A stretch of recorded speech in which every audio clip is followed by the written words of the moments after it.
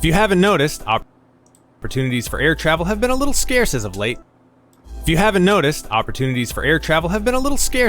Sure, it's still possible to fly from here to there, but it's much less desirable than it used to be for obvious pandemic-related reasons, and I definitely miss it. Playing the new Microsoft Flight Simulator has done a lot to fill that gap, and then some, offering up the chance to not only see the Earth from thousands of feet up, but also the opportunity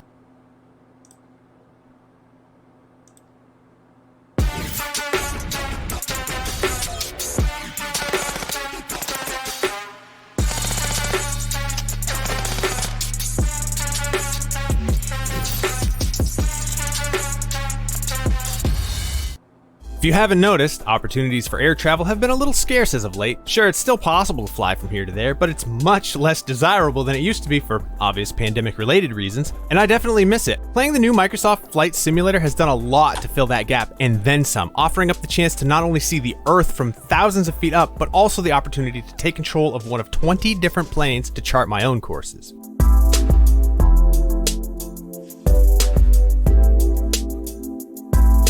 The great thing about Microsoft Flight Simulator and its real-time Bing Maps integration is you can hop into a plane and take off from basically any airport in the entire world. At last count, over 37,000 airports, airfields, and even tiny dirt airstrips were available to you. 30 airports available with the base game are handcrafted to resemble the actual airports on which they're based as accurately as possible. If you've ever flown into LAX or JFK, you'll probably be astonished at how well they've been recreated here by Asobo Studios. But the 36,970 other airfields are also impressive, even if they aren't modeled on actual architectural blueprints like the handcrafted ones. For example, my local airport in Midcoast, Maine is absolutely tiny with 2 runways, one just over 1,500 meters and the other just over 1,200 meters. The algorithm used to fill in the 3-dimensional structures from real-world Bing Maps data recreated my local airport to a level such that I wasn't sure if it was generated or built by a programmer. Sure, there are a few smaller buildings missing and the signage isn't in place, but it's close enough I could actually recognize it when I was taxiing to park.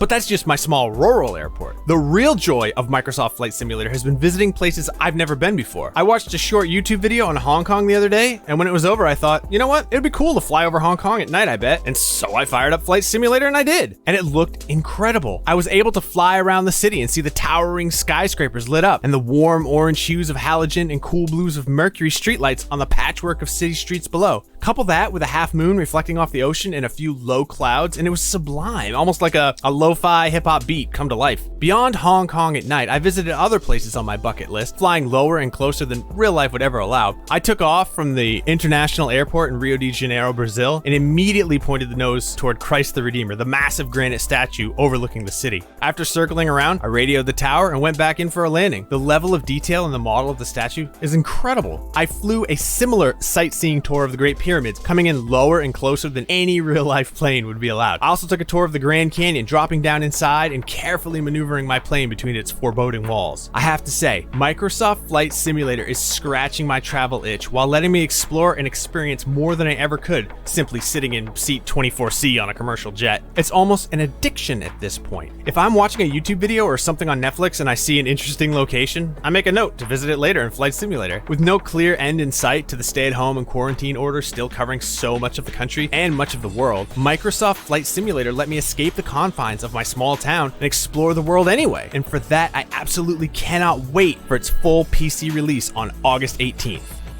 For even more Microsoft Flight Simulator, check out these videos, and for everything else, keep it right here on IGN.